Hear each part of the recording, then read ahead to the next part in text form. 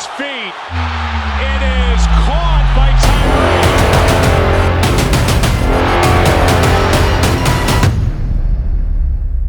Tyree. Welcome to Catch the Moment. I'm your host, David Tyree, Mr. Helmet Catch himself. I want to thank everybody for tuning in because we are along for a great journey. Listen, want to introduce myself, give you a little background. I know y'all might have heard about the Helmet Catch, but you might not remember as much about me. Just give you a little informative, but I wanted to do this a little different. You know, it's hard to talk about yourself and celebrate yourself.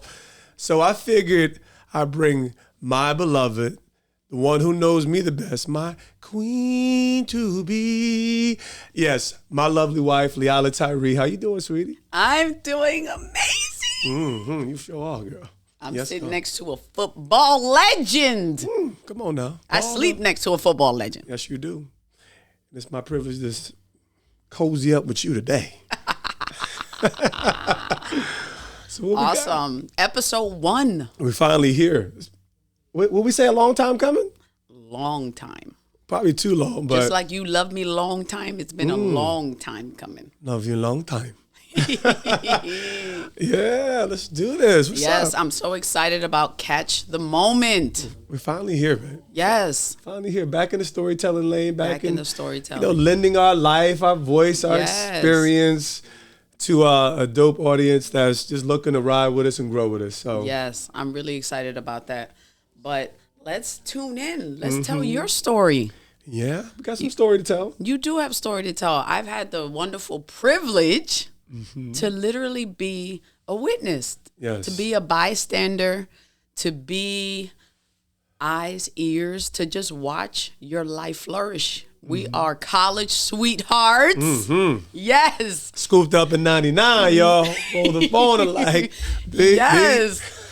So there's been tremendous growth. There's Yep. been many moments, right? And of course, the world knows about the moment in right. Super Bowl history, and we're gonna get there.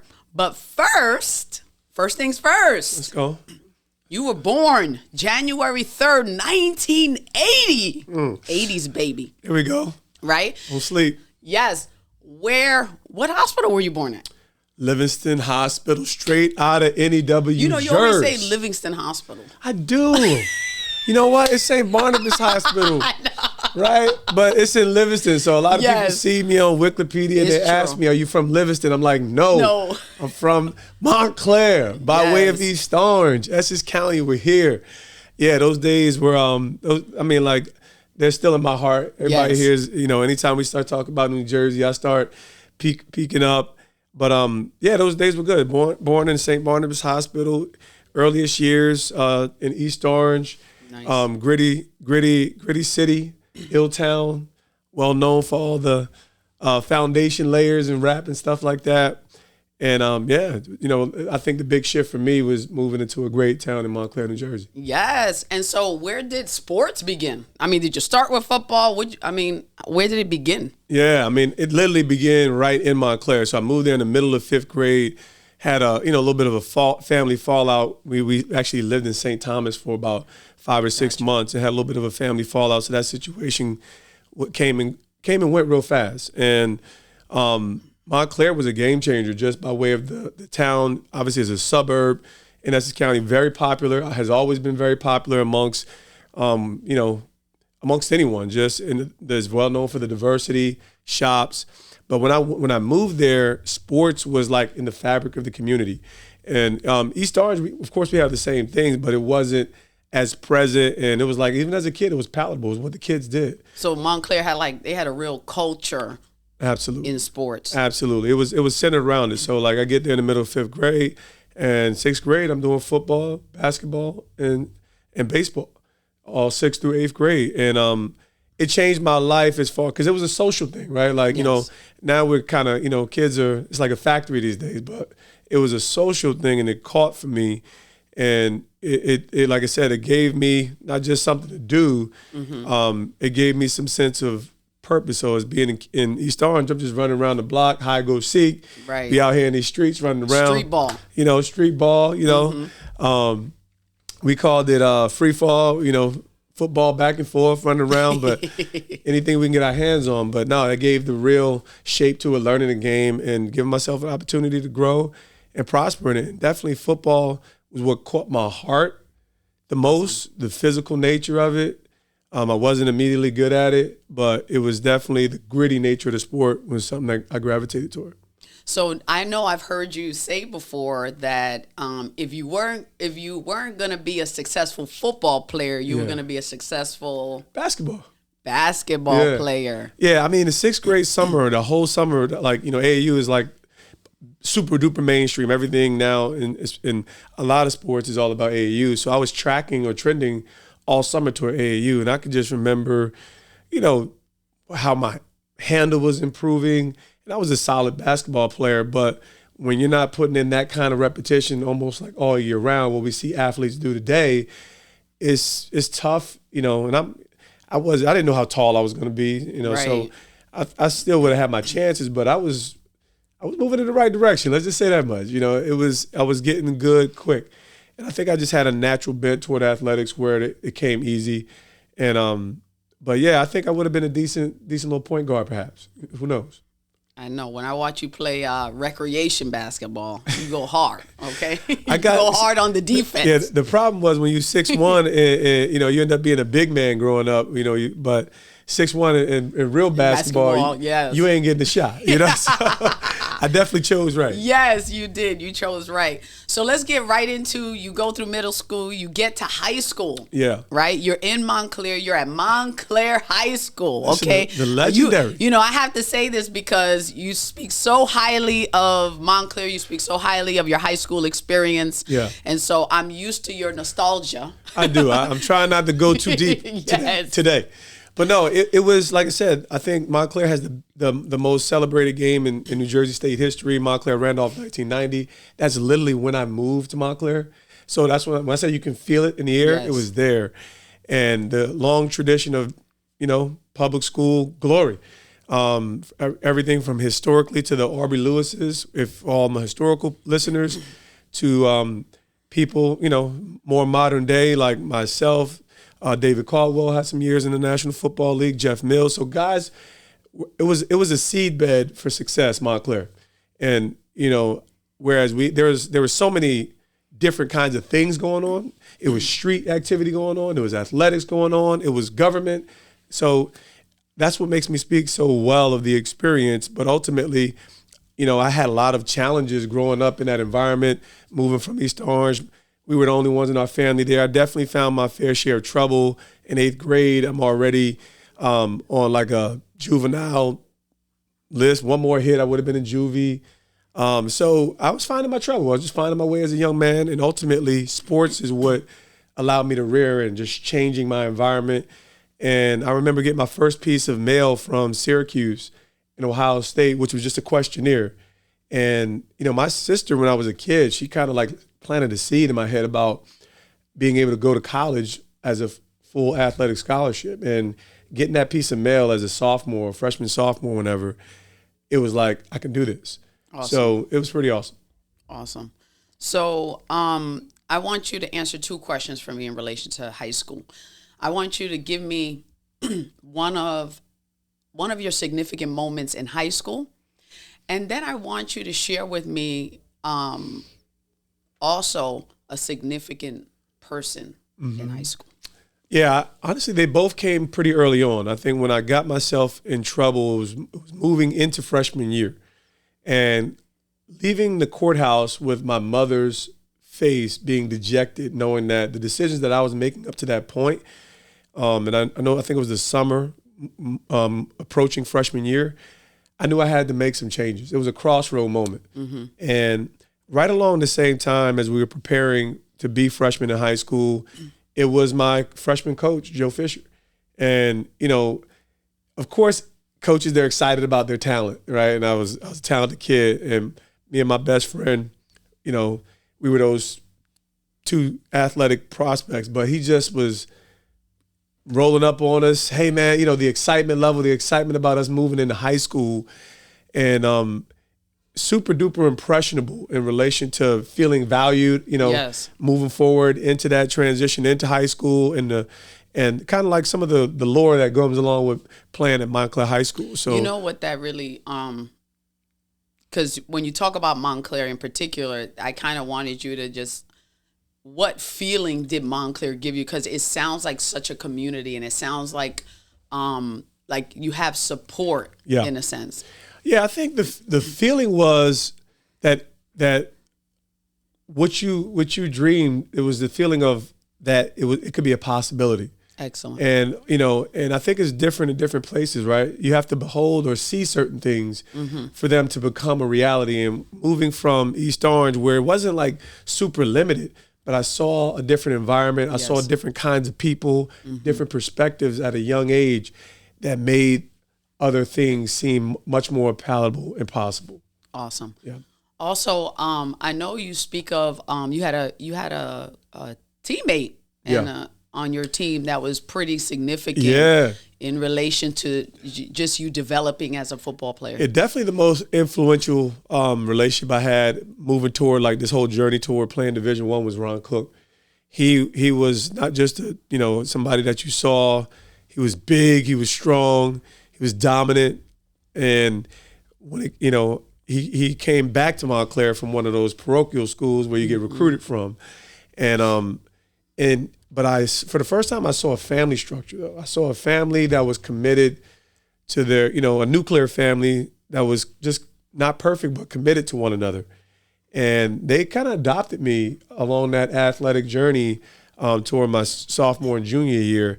And it just strengthened. It gave me a lot of, it was like it was a forerunner. Yes. Right? He was a forerunner because of the way he approached it. He lived it. Yes. And that definitely rubbed off on me where it went from casual to life. Yes. So I like that. There were so many people, of course, that I could name, but Ron can't be missed. Awesome. So, we heard you just share that obviously sophomore years, you start getting some interest in colleges, right? Yep. And so tell me how you decided you were going to Syracuse. Yeah, they were actually, I think they were the first scholarship offer I received. And they were early in the trail. And I think I had 7 scholarship offers going into my senior year. So as a junior, I had 7 scholarship offers, can't remember them all. And, it was an exciting time. And I think what separated them was, I go to Iowa, amazing experience. I go to Virginia, amazing experience. And my third visit was Syracuse. And this was the only visit that my mom was actually with me on. So, very significant, especially more so now that my mom is no longer with us. But at the time, her presence there just made all the difference. I think you start getting tired through the whole process. Absolutely. And the trip had went great.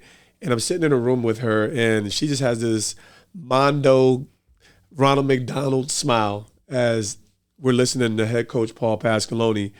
And in light of, I'm a loyal dog, in light of Syracuse being the first on the trail, it just kind of made sense for me at that point. It made sense. They were dominant in the Big East at the time.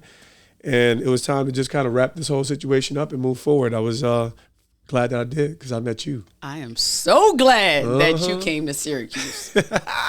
Okay? Yeah. I don't even know how I got into Syracuse, but that's another story. That's a miracle in and of itself, okay? So the miracle started before. Little Liala from the block. Listen, we don't talk about the SATs, but according to my SAT scores, shouldn't have been at Syracuse, right? Ouch. But here it is. You accept this offer. And you decide you're going to Syracuse. You're going 4 hours away, so you can still come back and be with family, be with friends, right? Now tell me, if you could summarize your college experience, how would you summarize it? Oh, man, it was definitely memorable, but I hate saying this because it has nothing to do with Syracuse, but those were the darker days of my life. And when I say that, I mean, I definitely struggled as a young teenager with drugs, alcohol, women, some of the typical vices, especially in the athlete community. When I say drugs, marijuana. I know marijuana's not a big deal these days, but it certainly didn't make me a better man. Alcoholism. Right? Alcoholism. So everything intensified. I mean, everything in high school was kind of like your fun weekend grind. But in high school, as I transitioned into Syracuse, my social life became more, I started blacking out. That's not a cool feeling. Like, you could drink and have as good a time as you want, but when you wake up and you don't know everything that happened the night before, That's not cool. You don't people need to stop lying, right? Like The Marshall Street days. come on, man. Them Conrads, 44s. The Shine Party parties days. for all my Syracuse peeps. But so I had a great time. I had the experience that people kind of over celebrate. It's I get it, but in that respect, for me being the man that I wanted to be, those were the darker days. But it was celebratory by nature of the grind, right? Like getting there and not being the guy anymore. And honestly, I was nothing special. I felt like everything had to start over. And that's what allowed the work ethic to shine. I wasn't celebrated as a receiver, so I had to run down on kickoff and hit people. So my experience at Syracuse is where the grit mentality really showed itself. Excellent. And being willing to do things that maybe others weren't in that position. Awesome. So I know that Coach Hicks, that was your ace. Absolutely. He was your, for lack of a better term, your cheerleader. Yeah. All the way through. Yeah. Tell me a little bit about that relationship. Coach William Hicks, he's definitely a mentor. In many ways, I could even say even a father figure, because when you're not looked upon, like in the athlete space, it's some freaks of nature out there, right? Yes. And here I am, I'm 6'1", 190 something pounds, and I'm running 4.4s and all this other stuff, but they don't look at me like I got the juice as a receiver. And he number one, he just breathed a lot of belief into me. And I think, number one, he, even his energy and his professionalism definitely made me a better athlete. Yes. So, he helped improve me as an athlete, but more importantly, he was one of the biggest cheerleaders I had. And I think he did that for a number of guys, but it impacted me to the point where, because I thought about transferring, I want to go somewhere and shine. Right. But, it wasn't no easy way out. And I was glad I stayed. I've always one of these people where, not to run from the adversity, not that people are always running, because there are, situations that you need to really do what's best for yourself, but it wasn't as easy. And so staying in the fire really forged my personality and allowed me to thrive in some environments that might not have always been for me. Fantastic. So here it is, we're in college, Yep. right? We coming to the end of our junior year, and we get some big news that could have gone one way or another way, right? We went half on a baby.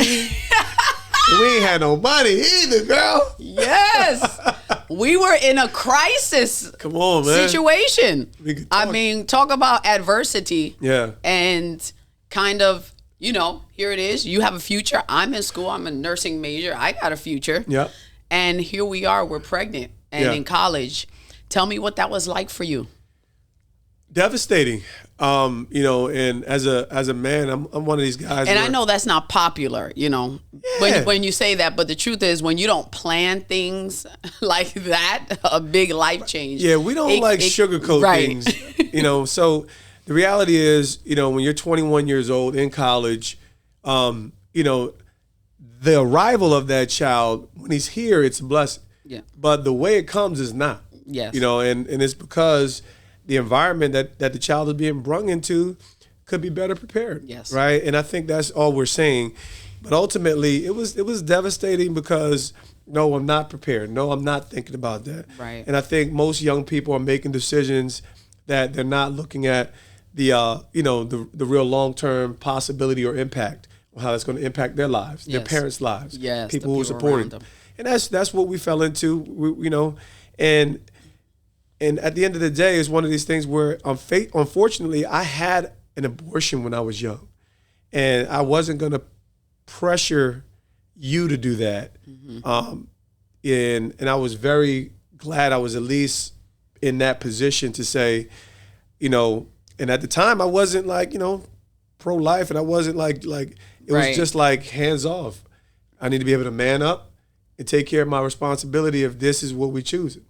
And I wasn't trying to remove myself, but I certainly didn't want to impute. And I was glad that you actually had to say, I remember the guilt of being a teenager and going through that experience. Yes. And thinking about who my child could be. So that was also a sense of relief as we made the decision to be responsible for what we did. Excellent. So I know that you'd share this, but how did that, having a son in college, how did that impact your vision about your future? Yeah, Tayon, when he was born, it changed my life immediately. And as dynamic as you've probably been throughout the entire course of my life, Tayon was the first person that really shifted my focus off of me. And I think that's where we are as immature men. Mm-hmm. But being responsible for another human, it gave me vision where I didn't have it. Like, my goal was to play Division I-A football. Now I'm living my dream. Yes. And I had goals to flourish, and I never felt like I did that. But when I had Tayon, I said, man, how am I going to provide for him? I'm going to give him the best. Yes. And, it's funny how we make everything is so like life-changing, like visualization. I remember going to the line of scrimmage, and I had this image of my son almost every play. And I was hungry. I was just hungry for not the NFL. I was hungry for an opportunity. I was hungry for an opportunity to prove myself. And I know that he was the fuel and the motivation behind that at that time. So he made me want to be a better person. He made me want to be a better man, where intrinsically I didn't have that growth mindset. And his arrival definitely changed that. Awesome. So here it is. You do 4 years at Syracuse University. I did my bid. You, through those 4 years, you gain a special teams title. Yeah. You are the special teams guru. It's a monster. You was amazing. Made that special teams kickoff so exciting. Absolutely. We were always waiting for it.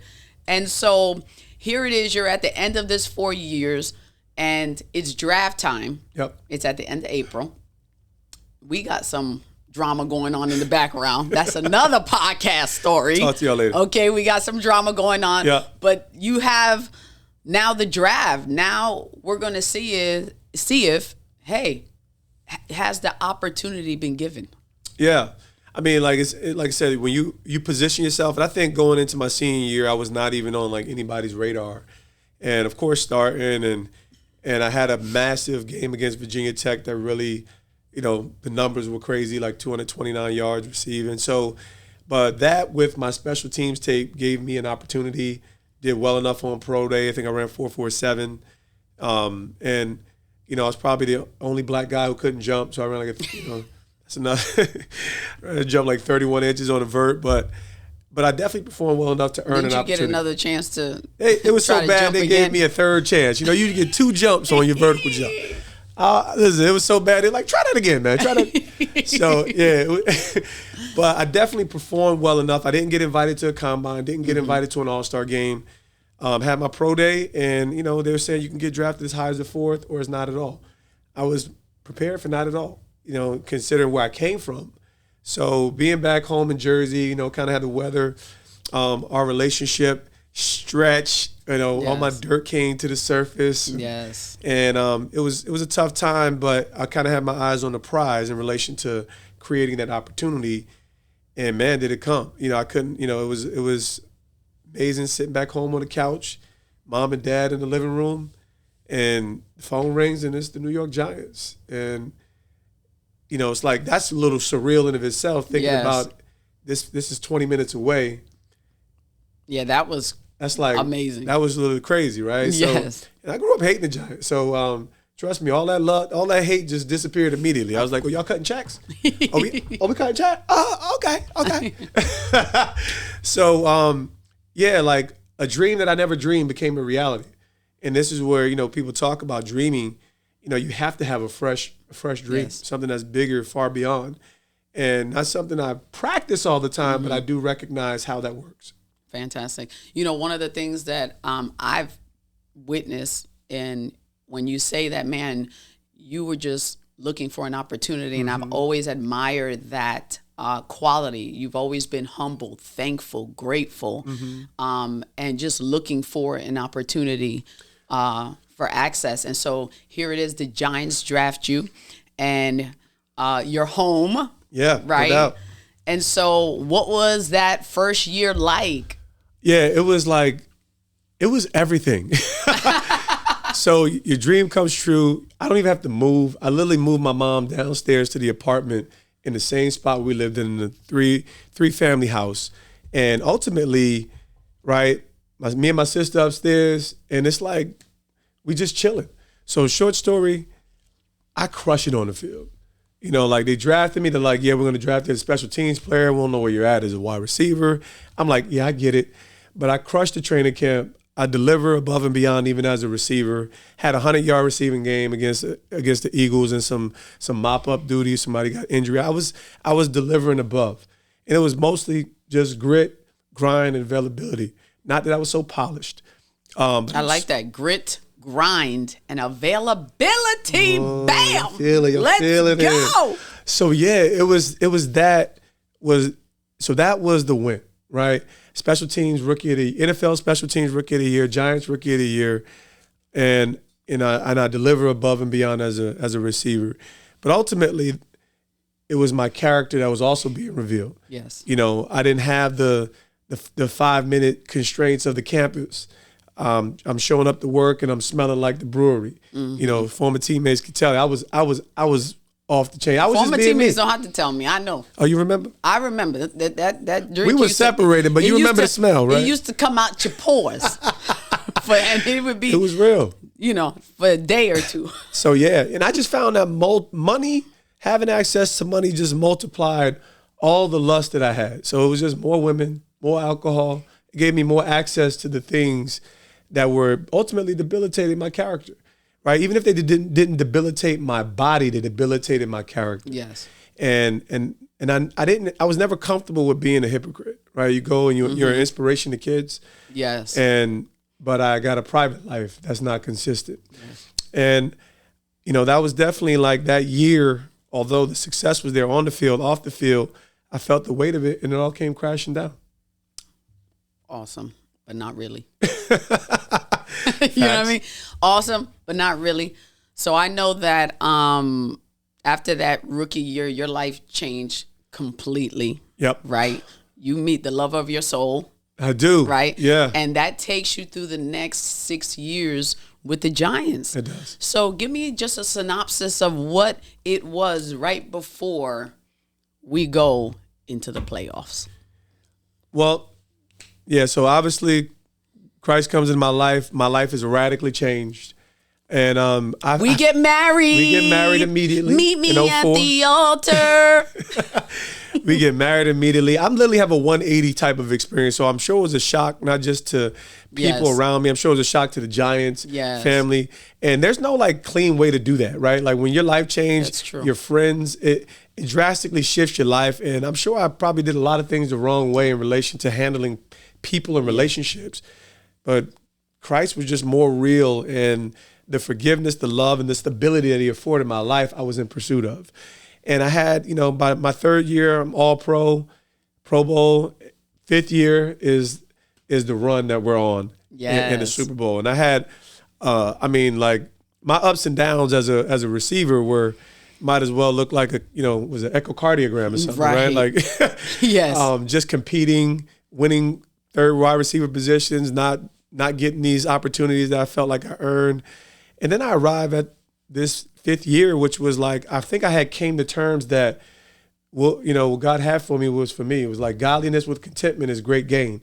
And I settled into a place where regardless of, I'm going to give my best and I'm going to trust God that things are going to work out well. And yeah, it didn't work out the way I first perceived it. But you know what? I had an early injury in that fifth season. I fractured my wrist. Later in the year, my mom passed away. Yes. And as we're making a playoff push, so just devastating. It's like the worst statistical year of my life. Even as a special teams player, I only had like 10 tackles. I'm 15 plus. I'm trying to march toward 20. Right.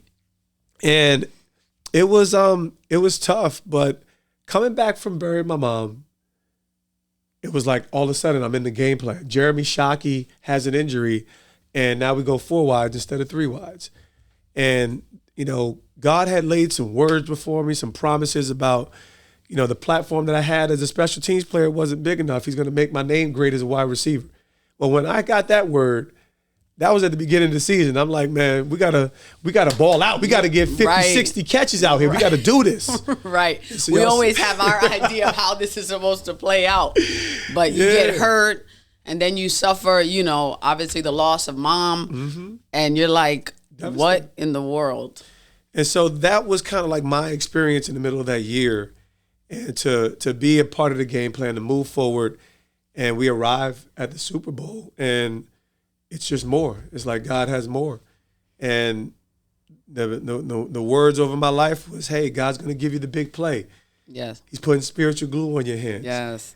So it's like these words, these powerful words that were breathed into me through awesome people. I was believing God for something great. And trust me, when I catch a touchdown in the fourth quarter of the Super Bowl against the New England Patriots to go ahead, yes, I'm thinking that's it. You thinking that's it? I'm thinking we good. We good. Right. We good, God. So now, real quick, before we get to Arizona, let's talk about Green Bay. Oh wow. Okay. Yeah. Because I know we were frozen. I mean, I wasn't frozen, but I know you were frozen. You was at home. I was at home. Anointing your foot. I was at home. I was pregnant with the twins, so we had 2, and we were expecting another 2. And tell me about that run. I mean, that game was so surreal. I know I felt all of the emotions, the excitement, just the anticipation of breaking through to the Super Bowl. Yeah, a lot of this is obviously detailed really good, more than just the catch. But it was we just knew that something amazing was happening. And Green Bay was. You want to talk about the game? That was the game. That was the game, right? Like the weather, the cold, Lambeau Field, Plaxico Burress probably played one of the best wide receiver performances in NFL history. And I kind of got, I won't say bad vibes or bad feelings about that, but I felt like I should have had a touchdown in that game. And Tramon Williams, who had an amazing NFL career, was hating on your boy. So maybe we'll talk about that in the future and reconcile some things. But he made a great play. And, my teammates used to nickname me Lay Hands for 2 different reasons. Because, when you love God, you lay hands on people. That's right. But, I was physical, so I also lay hands on people. Yes. So, but the team, what we were able to rise to in that occasion, the back and forth, the kicks, the missed kicks, it had everything. It had everything. And that was the game that propelled us into the Super Bowl. Yes, propelled us right into Arizona, where the most forgotten touchdown pass is recorded by David Tyree. I remember that. I was pregnant, almost about to deliver. My midwives were like, I know there's no way I'm stopping you. And that was true. True. But I'm in the stands. I'm excited. I remember the time is at 2 minutes and I don't know how many seconds. But we know time is running out. You make that touchdown. And then, of course, Brady and Moss, they get the chemistry. No doubt. And they got points back on the scoreboard. Yep. And here we are in the grind. Yes. We're at a pivotal moment, right? Yep. We need a significant moment. We do. We need a miracle. We do. We did. I remember, in this well-recorded, Michael Strahan walking on the sideline. 17-14, that's going to be the final. I love it. And it was just, those kinds of things were happening, right? I love the belief. Yes. And I think nothing wavered, even though they scored. And we just knew that the beautiful thing was, there was nothing to ponder. There was no field goal to ponder. We needed to score. And, the cool part about that drive, I think I had 4 targets on that drive, even though I had the 1 catch. Right. And I was so mad about a missed opportunity. But I think... Wait, I'm sorry. Speaking of missed opportunity. Yeah. Your practice. Why are you bringing up old stuff? Why are you bringing up I old know stuff? we were moving forward, but in order to appreciate the forward, we had to just take a pit stop at the drop passes. Folks always bringing up old stuff. No. All right, so Friday practice is supposed to be the dress rehearsal. Yes. And that's supposed to be the clean, sharp practice, add situational football to it. Other than that, you're buttoning up what you're doing during game day. And I definitely put this on the shoulders of Plaxico Burress because I had to run all of his reps, all of his routes. Because of his what happened to extreme ownership here? Yeah, well, we'll own it a little later, because he owed me on some things. You owe me. So about how many catches were missed, dropped, I think we could just talk about fumbled? how many catches I had. I probably had about 3 catches and dropped everything else. That's fantastic. It was bad. That's fantastic. You know, it's definitely been. I talked love about. it because it's about the story. It is. All right. The Patriots were 18-0. Do you know what that might have felt like? Well, you know, you got this scrub backup wide receiver. He's dropping everything going into the game. I know the teammates must have been like, "Oh, this joker better be ready." Right? And we weren't even sure if Plaxico was really going to play. Right. So I wasn't aware of that truly. But, you know, I'm like, all hands on deck. I know Platt's going to play. But at the time, coaches and trainers didn't know. So it did play a lot more into it than I probably could have perceived. But honestly, I wasn't moved by it. It didn't feel good. It sucked. Right. I'm like, this is the worst practice of my life. And I left it there. And I remember Eli came to me right after. He's like, hey, man, I know you'll be ready. He gave me that sure word of confidence. And that's where I left it. Went and watched the movie that night. And we was good. Excellent. So now here we are. We're at that play. Yeah. Okay. What's the name of the play? 76 Max Union Y Sail. And that basically tells me I'm running a deep post route on the outside, cover 4 beater for all my football fans. I got the post to take the coverage off the top. Steve Smith's on the inside running a deep out route. And we got the perfect coverage because if we block this up well, they could actually throw me the post over the top. But no, Sean O'Hara, no, Chris Snead. And actually, thank you for this. Right. There was a severe breakdown of the offensive line who, by the way, they're amazing. They've been amazing. Yeah. They were the best in the league. No doubt. And for some strange reason, it all breaks down. Eli looks like Michael Vick, right?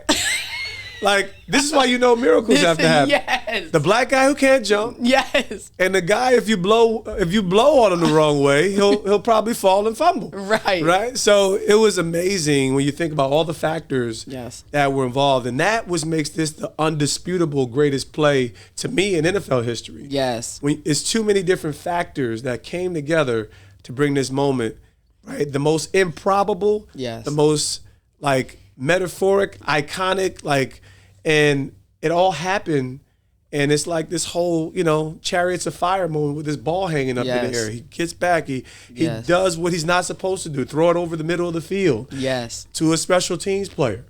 And it's like up there hanging forever. And Rodney Harrison, one of the greatest hitting safeties of all time. Yes.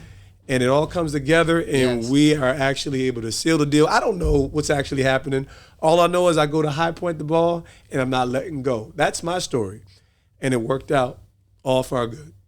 Excellent. So there it is. There was this significant moment in history. Yep. I know we say NFL history, but the truth is it touched over 90 million homes.